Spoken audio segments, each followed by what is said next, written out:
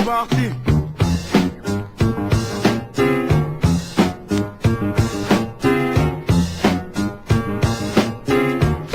Je fais mon job à plein temps.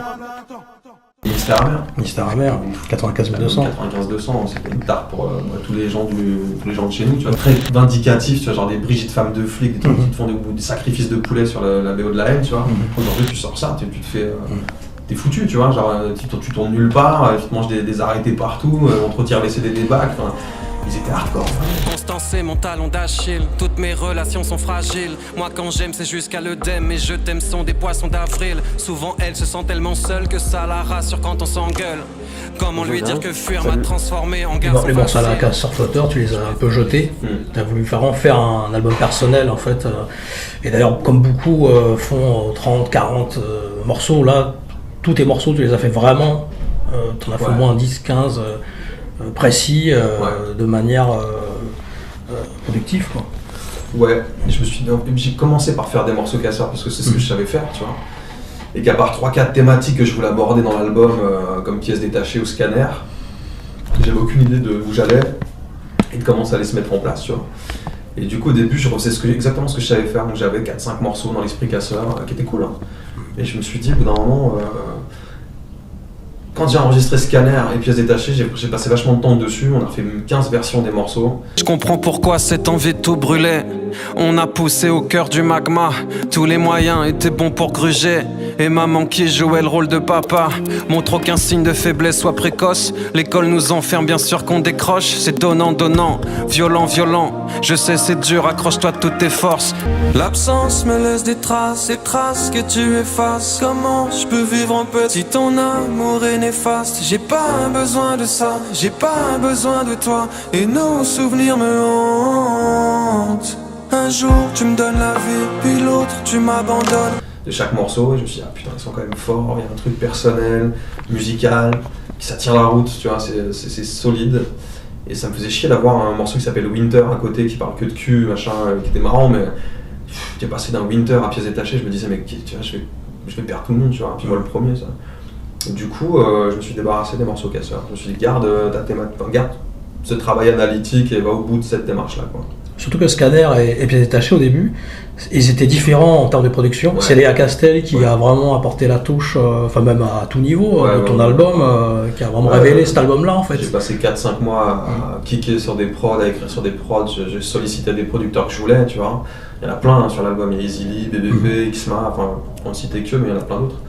Et du coup, il se trouve que Pièces détachées par exemple, c'est une prod de Joe Mike, fait des bêtes de prod et elle était chambée, je trouve sa prod chambée. Et le jour où Léa se pointe en studio et écoute ma maquette, elle me dit putain le morceau il est fort mais pour moi il manque des trucs, tu vois, dans la prod, il manque des choses. Et elle s'est mise à jouer en fait tu vois, des lignes de piano, des trucs, et je me suis dit ah ouais en fait cool, gardons ça. Et puis derrière du coup elle a fait de la DA sur l'album. Elle m'a présenté Yohan Chirescu, SoFly, ils m'ont fait des trucs quoi sur l'album. Justement, l'écriture de l'album, tu as dit qu'elle t'avait mis dans tous tes états. Ça a été dur psychologiquement? Ouais, sur certains morceaux. Déjà, ça a été dur psychologiquement de me dire putain, moi qui n'ai jamais travaillé de ma vie, là j'ai un chantier face à moi. Et comment je l'emmène au bout, de qui je m'entoure, comment je procède. Ce qui fait qu'à un moment donné, t'as plus de recul, t'es plus seulement sur l'artistique, tu dois avoir un œil partout ailleurs, tu vois, et ça prend, c'est chronophage, ça prend ton énergie, ton temps, et ça te fait péter des plombs. Du coup, ça m'a fatigué moralement, physiquement, ça a été dur d'emmener au bout le projet. Et il y a le morceau Scanner, où tu parles de l'addiction de ton frère. Est-ce que ça a été émouvant de l'écrire? Ouais, alors je parle pas d'addiction de mon frère, je parle de sa maladie, due à des prises de drogue. Et ça a été c'est le morceau le plus dur à la fois à écrire parce que je l'ai fait sur des années, par petits bouts. J'avais déjà fait des tentatives sur d'autres prods des années avant, tu vois, et à chaque fois ça me bousillait de l'écrire, j'arrivais pas à aller au bout. Et là, je le voulais, de toute façon, il fallait qu'il soit sur l'album, tu vois, il fallait à la fois que je lui rende hommage, je voulais que ce soit un morceau pour lui, et en même temps, je voulais parler de cette maladie-là, tu vois, la schizophrénie, c'est archi répandu, personne n'en parle, c'est hyper tabou, ça fait peur. Et c'est en studio, je pense que ça a été le plus dur, c'était de le chanter, quoi. Je pense que j'ai pas fait beaucoup de prises. J'ai fait 2 prises, j'ai fondu en larmes sur la 2e prise. J'étais au bout de ma life, j'étais vraiment. Et Et du coup, je me suis un peu rassemblé. On a fait une 3e prise où j'avais encore la voix qui chevrotte un peu. Tu vois, on a gardé celle-là. J'ai dit en fait. Léa me disait, mais vas-y, fais-en d'autres, machin. Et non, je peux pas en fait. Voilà, je suis arrivé au bout là. Ça m'a fatigué. Ça m'a vidé de mon énergie. Quoi. Surtout que ton frère avait du talent pour la poésie. Il avait même failli être signé en maison d'édition. C'est un peu le Syd Barrett, un peu. Il a trop pris de choses. Et le clip d'ailleurs est très très bien fait. Tu peux nous parler un peu du clip Lionel Irlet et Grégory Aurel, c'est Greg et Lio. C'est des mecs avec qui on a bossé sur Casseur, avec qui Aurel a fait Basique, avec qui il a fait aussi Tout va bien. Simple, basique, simple, basique. Tout va bien, tout va bien, tout va bien. Moi j'avais fait Le Mal est fait avec eux aussi, tout seul. Trop longtemps que je me dégoûte, fallait bien que t'en payes le prix. Et ce soir je viens boucler la boucle, j'en vois tous faire foutre et qui même me fuit. Je me voyais pas clipper sur un projet aussi personnel, il fallait que je m'entoure de gens en qui j'ai confiance et avec qui j'ai déjà des automatismes de taf, tu vois. Et eux, je pouvais y aller, tu vois, genre, je pouvais y aller les yeux fermés en fait. Et pareil pour le morceau Pièces détachées, tu vois, j'ai demandé à Lionel Irlet, puis ils ont splitté après Scanner, Greg et Lio. Et j'ai demandé à Lionel en fait s'il avait déjà un pitch qui m'intéressait parce qu'il a une sensibilité qui me touche beaucoup et que je savais qu'il comprenait le morceau et qu'il pourrait l'emmener ailleurs, que je puisse aussi moi me débarrasser de ça. Et je voulais, tu sais, ce qui m'intéresse aussi de faire, c'est qu'une fois que j'ai le morceau de fait, j'aime qu'on vienne y plaquer une vision qui est pas la mienne, tu vois, et qu'on m'apporte une interprétation, une lecture qui est pas la mienne, tu vois, que ça l'emmène plus loin et ailleurs. Et lui, il a un onérisme, une poésie et une technique, Lionel, qui fait que ça pouvait être qu'avec lui, quoi. C'est d'ailleurs un album assez sombre et tu as récemment dit dans un média que tu voulais faire un deuxième album plus léger. Ouais. Est-ce que tu peux nous expliquer un peu ce choix ? Bah justement, revenir un peu aux fondamentaux, tu vois, m'amuser, rapper, faire des morceaux plus... Quand je dis plus légers, c'est... je pense pas faire tout un album casseur-flotteur, tu vois, mais plus revenir un peu dans cet esprit-là, me faire plaisir. Là, c'était tellement personnel, cet album, que ça m'a... J'ai l'impression d'avoir livré un gros morceau et de m'être débarrassé d'un gros morceau. Et du coup, là, je pouvais pas revenir à des choses personnelles tout de suite, où il faudrait que je laisse passer du temps pour que je vive d'autres expériences, que je traverse d'autres expériences, que je me remplisse d'autres choses. Et surtout que j'ai envie de m'amuser, quoi. Faire des trucs un peu marrants, un peu trash, un peu cyniques, un peu... tu vois, laisser parler mon côté impulsif, quoi. Il pourrait s'appeler Les Enfants de Don Quichotte. Il pourrait s'appeler Les Enfants de Don Quichotte. Il y a eu plusieurs titres comme ça. Les Enfants de Don Quichotte, Radio Macadam. Radio Macadam, ouais, il y en avait eu quelques-uns. Non, mais il s'appellerait pas comme ça. Menace fantôme. Menace fantôme, ouais. Voilà. Sauf que là, je pense que pour le coup, ça pourrait aller beaucoup plus vite. Tu vois, j'ai déjà commencé à l'écrire en vérité. J'ai écrit quelques morceaux. On va commencer à en maqueter quelques-uns avec Pawn, qui m'accompagne sur scène. Et, ça va aller beaucoup plus vite maintenant que je sais comment faire. Paradis Noir d'ailleurs, qui ponait dessus. Pawn a parlé un peu de collaboration avec lui. Donc, tu as toujours été plus ou moins en collaboration avec lui. Ouais, un peu plus proche dans la vie. C'est à la fois un artiste qui me plaît beaucoup, qui a toujours suscité ma curiosité, je trouve qu'il a une vraie musicalité, il a un univers qui a énormément de personnalité, et puis lui dans la vie c'est pareil en fait. Donc par exemple sur Paradis Noir, ce qui m'intéressait de faire, c'est sur une prod d'Easy Lee qui est trap. C'est pas que j'arrive pas à y croire, mais qu'est-ce que je peux faire de mieux, à part me les passer au cou et faire le nœud. Il pleut des cordes dans mon paradis noir. C'était le but d'aller le chercher avec des scratchs un peu old school, et tu vois, genre j'avais envie de mash-up comme ça, d'essayer de tenter des choses. Et puis Pawn, il produit aussi le morceau pour la nuit sur l'album, avec Superpose. Voilà, c'est un pote, il m'accompagne sur scène, c'est lui qui a pris mon album, qui l'a transposé à la scène, qui a retravaillé tous les morceaux pour la scène, qui m'a ramené Jérémy Lidman, qui est un scénographe, pour nous aider à mettre en scène tout ça. Et qu'aujourd'hui j'ai un show qui tient grave la route, tu vois, grâce à lui. Il y a Damon Declos aussi, qui t'accompagne souvent, Karma. Ouais. Fais gaffe tes genoux dans le wifi. Toute ta vie tu marches sur une fine ligne. Moi je dis que seuls ceux dont les paupières qui clignent peuvent un jour prétendre à la reconnaissance divine. Karma, c'est mon rapport à la spiritualité. J'avais envie d'un point de vue athéiste, tu vois, parce que moi j'ai reçu aucune éducation religieuse. Pourtant j'ai grandi avec des mecs chrétiens, musulmans, tu vois, genre... Donc j'ai grandi avec ça, mais par procuration. J'ai observé ce phénomène autour de moi.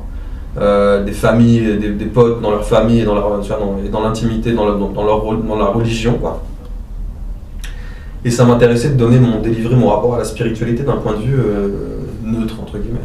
Et les questions les questions que ça m'évoque moi. Voilà, ça j'ai fait plusieurs versions de ce morceau, parce qu'au début il dérangeait. Et j'avais des potes qui me disaient qu'ils n'étaient pas d'accord, en fait, tu vois, il y avait des phrases trop tendancieuses, et le but du jeu c'était pas d'emmerder les gens, de les déranger dans leur intimité, je voulais pas les choquer, ou les peiner, je voulais juste proposer, filer des pistes de réflexion, donner mes pistes de réflexion, et que les gens les reprennent, et voir ce que ça leur évoque, tu vois, c'était juste voilà, une tentative, quoi. Ça a été Damon Declou qui a été le révélateur, parce qu'il a fait une transe chamanique en fait avec ce par rapport à ce morceau. Non, pas sur le morceau Karma, non, c'est rigolo. Non, pas du tout. Et après, je l'ai mis sur le refrain, voilà.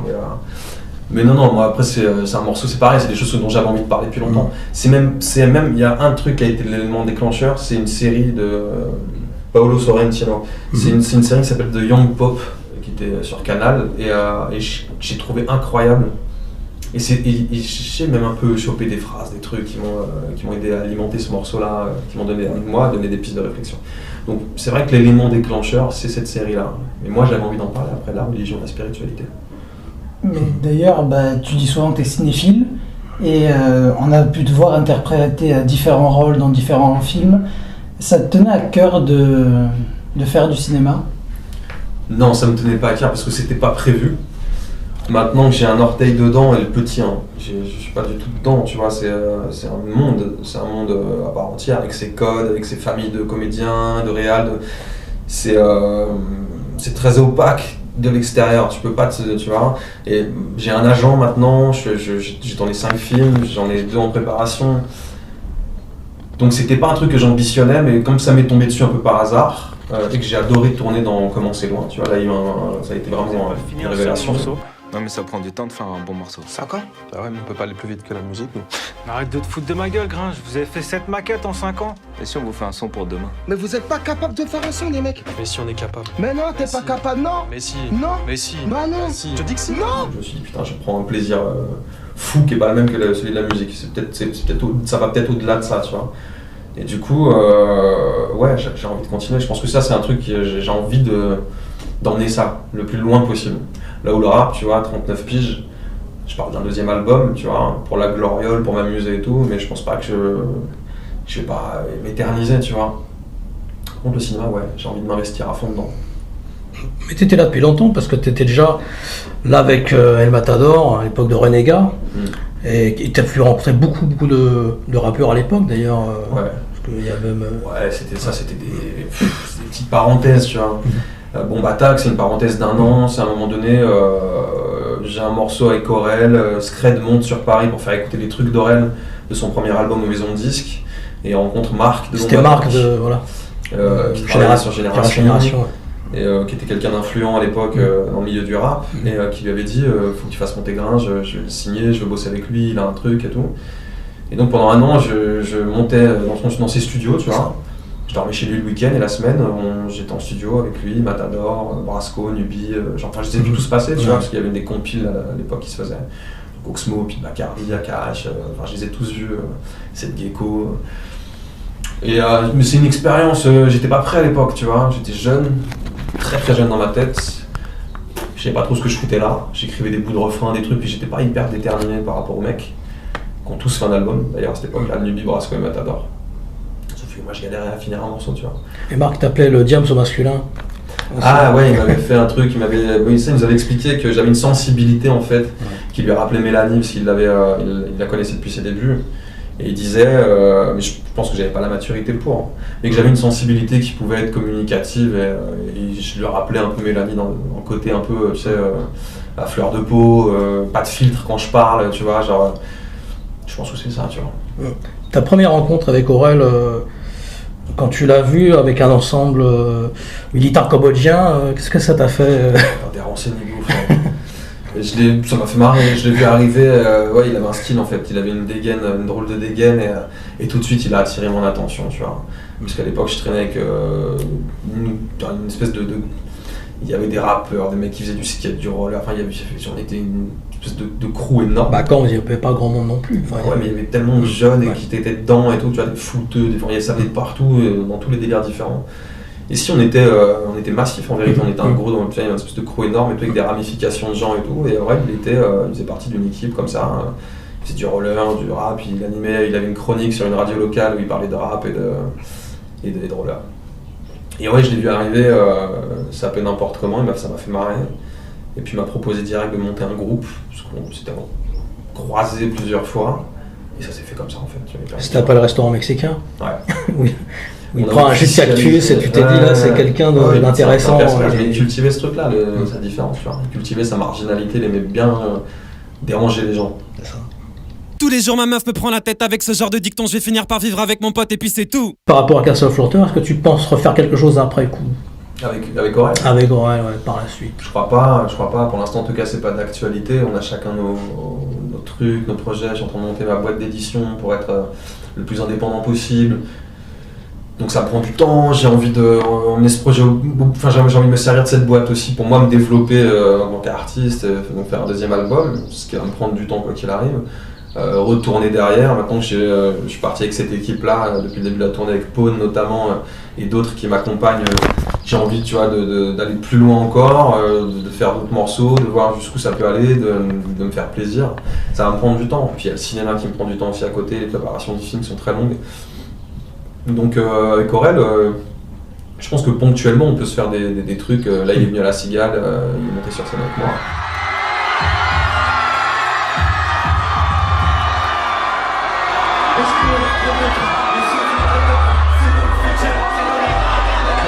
On peut, tu vois, à un moment donné faire un morceau si l'occasion se présente, si on en a envie tous les deux. Mais refaire un album Casseur, je suis pas sûr. Il est sur l'album de toute façon avec toi et Vald. Ouais. Donc, mais même tes textes, ton texte dans ce morceau-là, eh bien, il est déjà différent des autres. Il est beaucoup plus réfléchi. Parce que tu parles par rapport au père, à la relation au père. Ouais, bah, il y a toujours je voulais qu'il reste cohérent avec ce que j'amène dans l'album. Et de toute façon, j'étais en chien de phase. J'avais tout épuisé, tout mon stock. C'est le dernier morceau qu'on a enregistré. Puis c'est des machines en fait, les trois. Même si AD c'est le moins exposé de nous quatre, c'est peut-être c'est une machine de guerre aussi en fait. Poto, il était temps, depuis le temps que j'ai les pieds dedans. Dans la bouche un arrière-goût d'essence, comme si le rap me disait que tout était censé. Mais je vais prendre la poudre des scampettes. Même si AD c'est le moins exposé de nous quatre, c'est peut-être c'est une machine de guerre aussi en fait. C'est un grand technicien, puis tout en fait, tu vois, genre il a déjà tout assimilé, il est très fort. Et Vald, c'est un univers dense de ouf, hyper maîtrisé aussi, Aurel pareil. Donc si tu veux, quoi qu'il arrive, je savais que j'avais, tu vois, genre une triplette archi talentueuse. Mais je voulais pas non plus faire ce que je sais pas faire, tu vois. Il fallait que je parle de moi, je venais de faire l'album, donc forcément que j'étais imprégné de tout ça. Ça se ressent dans mon couplet, tu vois. Je suis pas hyper égo trip, je suis pas hyper technique. Mais je parle des enfants du divorce, des trucs, des machins. Ouais, il y a des échos à ce que je vais présenter dans l'album, ouais. Finis-le, ta tête est sur le sol et t'entends crier finis-le. 8001, 10 001, mon patron m'a dit je suis sûr qu'on te reverra d'ici peu. Pour la nuit aussi, tu parles des ruptures et tout ça aussi, par rapport à ta relation, pareil par rapport à ton père, et tout, enfin, de reproduire des schémas en fait. Pour la nuit, c'est une synthèse de ma thématique amoureuse. Là, où il y a 4-5 morceaux là-dessus, hein, sur la perversion narcissique, sur la séparation tout simplement, et je voulais que ce soit une synthèse en fait, mais une synthèse hyper pessimiste. Tous mes morceaux qui traitent de ça le sont, tu vois. À aucun moment j'ai choisi de prendre un angle optimiste ou neutre ou tu vois ou joyeux ou juste. Je voulais que l'album il soit dark. Il y a LMP aussi qui parle des drogues avec le Prod Xma. Donc aussi toujours la thématique un peu aussi des drogues, enfin qui revient un peu par rapport à Scanner, un peu comme en miroir quoi. Ah, ça n'a rien à voir avec mon ref.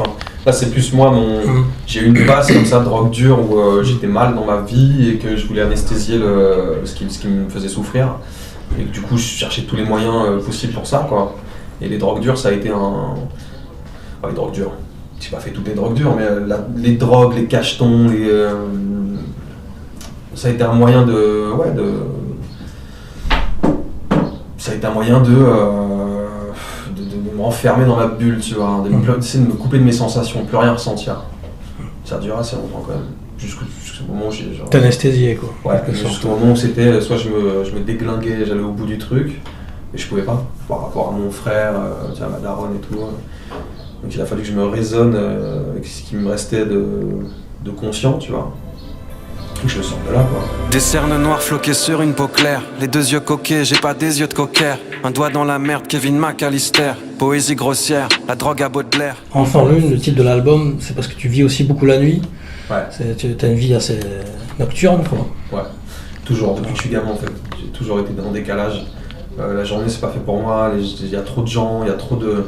C'est pas les horaires qui me conviennent, c'est... Ouais, je préfère la lumière de la nuit, je préfère les gens que je rencontre la nuit, je préfère la solitude la nuit. Puis c'est propice à la création, la nuit j'aime écrire, j'aime écouter de la musique, j'aime marcher en écoutant des sons, c'est un univers qui me correspond bien. Seulement comme ça qu'un jour je pourrais me racheter une éthique et te laisser une chance de poursuivre ta vie comme tu le mérites. Faire une croix sur moi, faut même pas que tu hésites. On s'aime mais on s'évite, je suis un salaud d'élite. Avoir un mec honnête, c'est vrai, tu mérites mieux. Trouver l'équilibre pour moi c'est périlleux. Même si me sortir ta vie ça effraie, faut jamais que tu me reprennes à l'essai, c'est dead. Le mal est fait, le mal est fait. Le mal est fait, ton mec est fait, ton mec est laid. Le mal est fait, le mal est fait. Le mal est fait, le mal est fait, ton mec est faible, ton mec est laid. Le mal est fait.